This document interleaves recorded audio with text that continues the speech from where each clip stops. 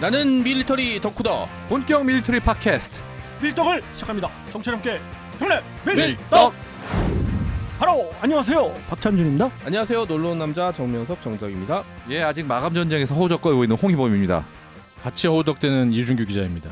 네, 허우적거리시는 또 플래툰의 패널 분들하고 이번 시간 함께 하겠습니다. 맨땅에 헤딩하고 있어요. 그렇습니다. 네. 자, 이번 시간 그 이슈를 좀 살펴보려고 봤는데 특별한 이슈는 없었습니다만은 네네. 그동안 우리가 이제 그 무기 체계에 대해서 업글을 하거나 새로운 무기 체계를 도입하려는 사업들이 여러 개 있지 않습니까? 많죠. 그 중에서 어떻게 보면 탐지 자산의 핵심이라고 할 수 있는 전자전 분야에 관련된 기체들을 최초로 우리가 그동안은 이제 우리 이 공군 입장에서 특히 전자전 하면은 일반 전투기에 그 제밍 포트를 달거나 아니면 내장형을 한 그런 그 전자전 운용이었어요. 근데 이제 전자전의 전문적인 기체를 도입을 하려다 보니까 그거에 대한 이슈가 좀 벌어지고 있죠. 그러니까 지금까지 알바를 썼다 그러면 이제 정규직을 이제 채용을 한다는 식으로. 사실 정규직을 쓰는 나라가 미 러시아. 네. 그리고 중국이 조금 요즘 흉내내는 정도. 네. 일본이 또 의외로 오랫동안 해왔고요. 일본 오래죠. 그 뭐 이거를 뭐 전자전을 각 나라별로 설명하면 물론 나오겠습니다. 일본은 EC1이라고 하는 그렇죠. 전자전 전문 기체가 있죠. 이제 그 새로운 플랫폼인 그 EC2를 개발을 하고 이제 열심히 이제 그들은 이제 그 탐색 개발은 다 끝났고. 아, 영국도 있네 생각해 보니까요. 영국이 있습니다만 영국은 점점 비즈니스 기체 위주이기 때문에 물론 뭐 포함이 됩니다만. 그렇죠. 근데 영국을 위시한 그 나토국은 각자의 또 역할들이 있어요. 혼자서 단독으로 뭘 아무래도 하지는 그렇죠. 않으니까 예. 제가 얘기하는 거는 모든 전자전을 혼자서 운영할 수 있는 종합적인 공군력 내지 그런 그 운용을 하고 있는 나라가 미국, 러시아, 뭐 중국 정도다. 네. 정말 얼마 안 되죠. 그렇습니다. 근데 거기에 이제 우리가 이번에 전자전 전문 기체를 도입하기 위해서 두 갈래로 흔히 이제 갈라지는데 하나는 비즈니스 기체 내지는 그 커다란 그 대형기 플랫폼을 가지고 후방에서 전자전 제밍이나 아니면 그 똑같은 또 전자정보 수집까지 할 수 있는 종합적인 전자전 전용 기체를 갖는 거. 두 번째는 소위 말해 스트라이크 전력으로 이제 함께 들어가는 거죠. 타격 전력에 같이 이제 전자전 기체가 들어가서 적의 방공망을 해집고 그렇죠. 완전 제밍을 한 다음에 방해와 공격을 한 번에 하는 그렇습니다. 그런 기체를 갖느냐. 뭐 대표적으로 미 해군에서 운영하는 EA-18G 그라울러가 있겠죠. 근데 네네. 엄밀히 따지면 그라울러밖에 없다고 봐야 되지 않을까요? 전투기형은 지금 이제. 그렇습니다만은 굳이 따진다면 뭐 러시아 같은 경우는 Su-24MP 이것도 있고요. 중국도 있습니다. 그 포드를 달아서 하는데 그 JH7이라고 하는 그 기체에 포드를 달아가지고 전자전 기체를 운영하죠. 그러니까 걔들도 스트라이크 타격 전력 개념을 갖고는 있어요. 물론 미 공군에 미치지는 못하지만은. 그렇죠. 얘기를 들어보면 두 개 다 필요한 것 같은데요? 네, 사실 원칙적으로는 두 개 다 있어야지 맞아요. 사실은. 왜냐면은 이제 후방에서 이렇게 떠서 이제 정보를 수집하거나 교란을 하는 것도 필요하지만 사실은 스트라이크 타격 작전에 들어갔을 때 북한의 조밀한 방공만을 생각하면 전자전 기체가 같이 들어가서 작전을 뛰어야 될 필요성도 느끼는 것 같아요. 실제로 러시아, 중국, 미국 세 나라 다 그런 식으로 두 종류 이원해서 운영한다고 보시면 돼요. 사실은. 그렇습니다. 중국 같은 경우는 Y9G라는 그 기체를 또 운영을 하고 있어요. 그 대형 기체를 후방에서 이제 전자 교란을 하는 거죠. 또 수집을 하고. 근데 Y9G는 그 보통 그 수집 쪽에 특화되어 있는 기체고요. 제밍 기체는 아니지만 아무튼 그렇습니다.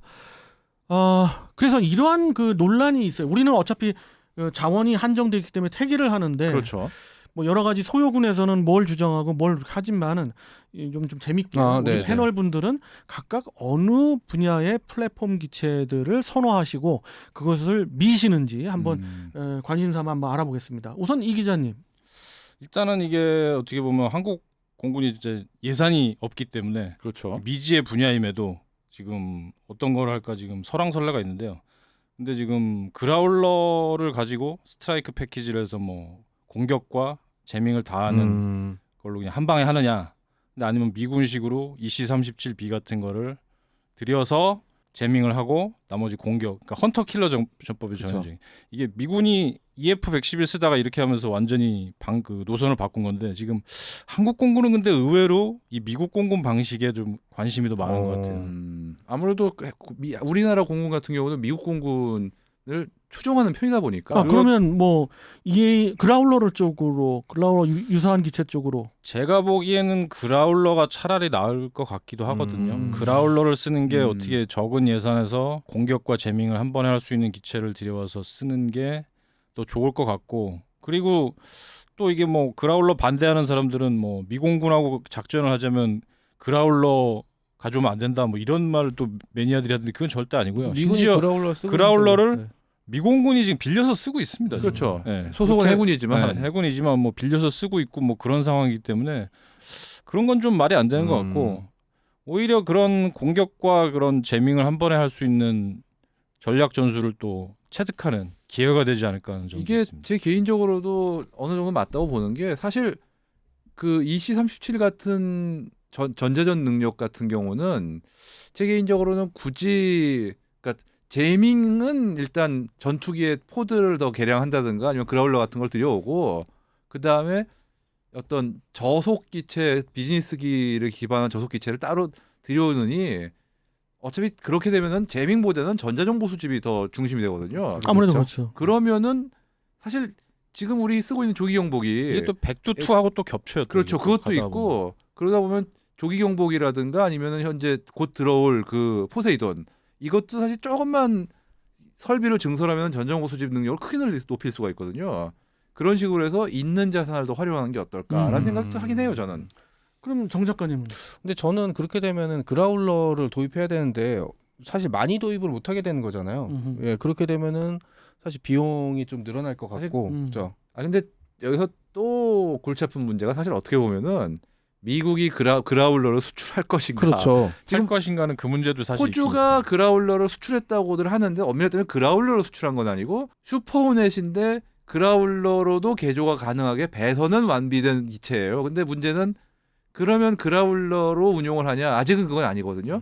그라울러에 필요한 어떤 전자전 설비를 미국이 수출할 거냐? 그렇죠. 아직 미지수고요. ALQ218 뭐 근데- ALQ227B 같은 그 게 부분은 없으면 꽝이죠. 호주 얘기가 나와서 말씀드리는데, 물론 이제 저 홈페이지장 말씀대로 이제 그렇게 됐고요. 또 그렇게 된 이유 중에 하나가 이제 그 전자전 포드를 그 동안에 그 프라울러 때부터 계속 쓰던 전자전 포드가 이제는 좀, 물론 그것만 해도 이제 전 세계에서 최강 전력이긴 어마어마하죠. 한데, ALQ999가 네, 그거에 업그레이드된 이제 그 전자전 포드를 지금 개발해서 완료가 돼서 이제 뭐 시험 평가도 다 끝났어요. 그래서 곧 이제 그라울러에 장착을 하거든요. 그렇기 때문에 여러 가지 뭐 예산 문제까지 겹쳐서 호주가 그걸 노리고 했고, 그거는 이제 뒷 배경으로 얘기가 된 상황이에요. 그리고 뭐 여러분들 알다시피 호주 같은 경우는 5I에 아이스. 들어가잖아요. 네, 그렇죠. 네. 파이바에 그렇기 들어가죠. 때문에 미국이 당연히 그 그라울러를 주죠. 근데 우리는 줄 거냐? 거기서 말 이제 거냐. 회의적인 거죠. 지금 호주 정도나 간신히 바라볼 수 있는 건데 과연 우리나라에 줄 것이냐 아니냐는 정말 그렇습니다. 따져봐야 될 문제인데, 저 개인적으로는 만약에 그라울러를 수출 승인이 날 정도로 우리가 관계가 좋다면은 음흠, 어떻게 보면 그라울러를 직접 사는 것보다는 포드를 사서 음흠. 지금 우리 F-16C 중에 저기 피스 브릿지로 도입한 건 업그레이드 안 하지 않습니까? 그렇죠. 그거를 거기다가 수명 연장을 하진 말고 그거를 전자전기로 운용하는 건 어떨까 하는 생각 들긴 해요. 지금 뭐 피스 브릿지는 이제 업글 계획이 있긴 있어요. 근데 근데 거기에서 그렇죠. 이제 뭐 배선 관계들을 전부 그 다 개량을 해야 되는데, 그거 관계가 어떨지 모르는데 저는 조금 회의적이긴 합니다만은 홍 필장님 아이디어도 좋은 근데 아이디어셔요. 생각해 보니까 그것 근데 어려움은 있어요. 부피가 좀 안 될 수도 네, 있겠다. 그리고 F-16에 F-16 그 장치로는 장착해서 조금 운영한다는 거는 상당한 무리입니다. 무리긴 하네요 지금. F-15에 달 수도 없고. 왜냐하면 기종이 그 좀 비싼 늘어난다는 F-15에. 게 사실 유지보수 문제도 있을 수 있고, 뭐 저는 사실 수출을 해주겠느냐라는 문제도 조금, 왜냐하면 이게 또 시간을 질질 끌 그런 수도 것도 있으니까. 있죠. 네. 네. 아니 혹 아마 이 얘기 하다 보면은 그 KF-X에 달면 되지 않겠냐는 분들도 계실 텐데 아, 미국이 KF-X에 달게 통합하게 놔두질 않을 것 같고, 심지어 첫 번째. 지금 공대공 미사일도 안 주는 그러니까요. 바람에, 예. 그 다음에 아마 이런 얘기 하시는 분도 계실 거예요. 독자 개발하면 어떠냐. 근데 이게 참 난감한 게 개발이 불가능한 건 아닌데 얼마의 예산을 들여야가 첫 번째고 그다음에 노하우가 아직 충분하지가 않아요. 사실은 우리나라가. 그렇습니다. 개발한 포드가 있긴 있지만 두 종류 만들긴 했는데 ALQ 88하고 200이 있는데 이게 뭐 미국 거와 필적한다라고 말하기는 좀 어렵죠. 좀 어렵죠. 근데 많은 밀리미니아 분들이 이제 그 성능 같은 거 그리고 또 우리 이제 이 기자님 말씀대로 진짜 그 스트라이크 패키지에 들어가는 그런 그 그라울러 같은 기체가 정말 좋죠. 좋긴 좋은데 좋죠.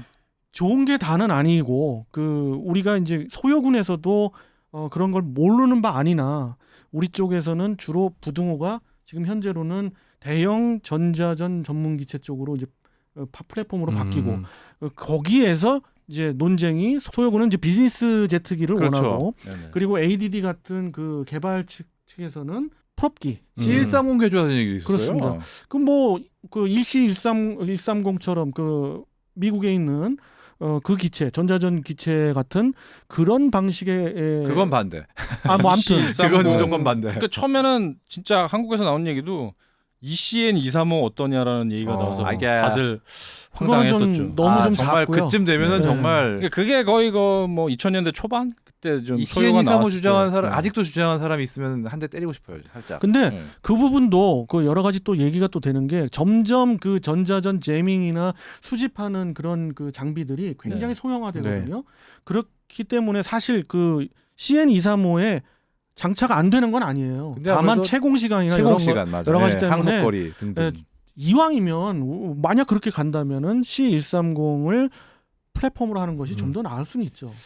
일단 저는 만약에 미국이 수출을 허가한다면은 정말 수출을 허락한다면은 기종다원화를 감수하고라도 그라울러를 도입하는 게 제일 현명하지 않을까. 왜냐하면 제일 중요한 건 결국은 스트라이크 패키지하고 그 근처에서 재밍을 해주는 그렇죠. 거거든요. 저는 이렇게 생각합니다. 전자전을 하기 위해서 가장 기초되는 건 우리는 보통 화려하니까 공격 쪽을 생각하는데 사실은 전자 정보를 수집하는 게 우선이거든요. 우리의 그 국방력으로는 정보 수집에 특히 전자 정보 수집에는 많은 제약이 있어요. 그렇죠. 그렇기 때문에 그 ADD나 그 국방 정책을 추진하는 데서 우선순위로 둔 게 정보 수집 쪽 아닌가. 그렇게 봤을 때는 지금 현재 대형 플랫폼 쪽으로 가는 것이 현실적이다라고 봐져요. 그러긴 한데 또 하나 걱정되는 부분이 물론 저도 이제 대형 기체로 가야 될 수밖에 없다고 생각을 하긴 하는데 북한의 방공망 같은 경우를 생각하게 되면 이제 조금이라도 생존 확률을 높이려면 그거는 그렇죠. 아니죠. 그거는 원거리에서 정보 수집을 하고 원거리에서 제밍을 하는 그런 대형 기체의 그 작전 개념이거든요. 당연히 그 적의 영토로 들어가는 거는 그라울러 같은 거고 이건 그렇지는 않습니다. 참고로 지금 F-35 같은 경우는 스텔스기도 하지만 워낙 그 에이사 레이더 출력이 강해가지고 그렇죠. 그거 자체로도 전자전 수단으로 쓸 수 있다고는 합니다. 근데 어느 정도까지 가능한지 이제 두고 봐야죠. 기밀이죠, 그건. 기밀이죠. 비밀인데 그럼에도 불구하고 그 미국이 그라울러 또는 그 그라울러에 들어가 있는 포드를 계속 업그레이드하는 이유는 분명히 있을 거예요. 분명히 있어요, 예. 확실히. 그러나 뭐 대단한 거고 그 에이사 레이더를 우리가 지금 자체 개발을 해서 이제 8월 초 되면 아마 공식적으로 한화 시스템에서 공표를 할 텐데 개발 성공에 대한 공표를 할 텐데 이것이 초석이 돼서 에이사 레이더를 계속 발전시키고 업그레이드 한다면은 또 대단한 그 전자전까지 가능한 전투기의 장착도 가능하지 않을까. 사실 뭐 우리나라에서 에이사 레이더를 개발한다는 것 자체가 대단한 일이거든요. 박수 한번 쳐드리고 싶고요. 예. 도저히 전 상상을 못했어요. 이렇게까지 올라가리라고는. 뭐 이스라엘 엘타사가 빈말을 하진 않았을 거예요. 일단은 뭐 그 의뢰 받아서 테스트 해준 거니까요. 그러니까요. 그렇죠. 그런데 본인들이 그 개발한 그 에이사 레이더보다 성능이 우월하다라고 얘기하는 건 립 서비스는 아니에요. 근데 입금이 되어서 그런 거 따지고 아닐까요? 보면은 항공용 레이더로 엘타가 그 정도까지 대형은 아직 개발한 적이 없는 걸로 알고 있거든요. 그래서 그렇게 얘기할 수도 맞습니다. 있어요. 다만 이 기회에 청취자 여러분들이 그 말씀드리고 싶은 거는 많은 유튜버들이 좀 완전히 국뽕해져서 그런지 뭐 대단한 거로 또 얘기를 해요. 그건 절대 아닙니다. 그건 균형을 좀 맞춰줘야 되는 그러니까요. 게 균형이 중요한데. 그렇습니다. 우리가 뭐 최상위급의 에이사 레이더를 개발했다. 그거 절대 아닙니다. 그러나 전투기급으로 어느 정도 수준에 올라와 있고 그걸 자체 개발했다는 건 분명하고요. 그렇죠. 그러니까 우리나라가 그동안 경험이 없던 나라가 이 정도 개발한 건 잘한 거다라는 거지. 그렇습니다. 갑자기 뭐 우리나라 에이사레이다가 세계 최강이고 지구 최강 이러면은 뭐 좀에서 우주 최강 나오겠어요, 진짜. 유튜브에 현혹되지 마십시오, 여러분. 네, 제가 참 그런 건 항상 유튜브에 뭐 나와 있는 내용들이 너무 네. 우리는 굉장히 그 진실이고 또 날거 생날로 네. 이제 우리는 과장을 방송을 하지 하잖아요. 않습니다. 예. 그냥 우리는 그냥 술 먹고 얘기하는 듯이 이제 얘기하는 게 이제 기본이니까. 하긴. 자, 이렇게 전자전에 대해서 또 뭐 네. 우리가 좀 얘기를 해보고 요즘 이슈에 대해서 얘기를 해봤는데 그렇다면 결론적으로 그 만약에 대형 플랫폼기 쪽으로 간다면은 비즈니스 기체가 날 네. 거냐 아니면 대형 터보프롭 기체가 날 거냐는 것을 가지고 볼 때는 뭐 결론 겸 해가지고 그 여러분들이 한번 뭐 말씀 좀 주시죠. 일단은 뭐 그런 상황이다 하면은 일단 한국공군은 지금 갖고 있는 예산으로 그런 뭐 비즈니스 기체가 뭐건 지금 4대나 6대 정도밖에 많아야 6대 구매할 수 없을 것이다라고 지금 한계를 딱 두고 있거든요. 뭐 어쩔 수가 없죠. 근데 그런 예산 안에서 뭐 미공군 같이 EC130H 같은 그건- 거를 하기는 좀 무리인 것 같고요. 결국 그 예산 안에서 합리적으로 움직인다면 뭐 진짜 미공군 뭐 G550으로 EC37을 했는데 그 정도가 한계가 아니지 않을까 싶습니다. 저도 마찬가지로 보는 게 지금 백두금강 후속 기체 있죠. 그것도 그 G550이었나? 아니 그렇죠? 패컨. 팔컨. 네. 그러니까 그 계열로 또 추가 구매를 해가지고 그 플랫폼으로 하는 게 이제 합리적이라고 봐요. 그게- 이미 운용하고 있으니까 어떤 운용 효율성도 있고 그리고 현실적으로 터보프롭은 어쩌면 좀 느려요. 저도 이제 그쪽 홍필장 쪽에 부동화가 쳐지긴 합니다. 그렇게 갈 것 같아요. 근데 여기서 중요한 거 하나는 우리가 전자전기도 좋고 다 좋은데 플랫폼도 좋고 다 좋은데 그 전자전기에 들어갈 수 있는 항전 장비들, 그렇죠. 전자 중요하죠. 정보 수집이나 전자 제밍을 할 수 있는 능력이 된다는 얘기예요, 여러분들. 그게 되기 때문에 이게 말이 나오고 지금 소요가 그쵸, 지금 체계 개발부터 네. 사실 2009년부터 얘기 나온 거거든요. 오래됐죠 하긴. 사실은 공군이 이걸 원한 거는 뭐 80년대부터 계속 얘기가 있어요. 그때는 뭐 진짜 그 그렇죠. 그렇긴 팬텀. 한데 그건 좀 가지고 좀 과장이고. 그거 좀 사와야 되지 않겠냐. 네. 하긴 얘기가 있었죠. 그러니까 그렇죠. 포드를 벌써 두 종류나 그렇죠. 개발을 한 게 개발하고 네. 결국은 이제 우리 했죠. 자체적으로 갈 수 있는 그 부분은 2009년부터 얘기가 나온 건데 어찌됐든 화이팅입니다. 우리가 야. 그걸 해낼 수 있다는 것 자체도 화이팅이고 어떤 방향으로 가던 응원은 잘 하는데 그렇죠. 네. 네. 우리의 어떤 그 개별적인 의견들도 반영되었으면 하는 마음입니다. 자, 청취자 여러분들 또 어떻게 생각하시는지요? 뭐 댓글이나 이런 걸 통해서 또는 우리 밴드를 통해서도 그렇죠. 한번 글을 남겨주시기 바랍니다. 자, 정치와 함께 경례 밀떡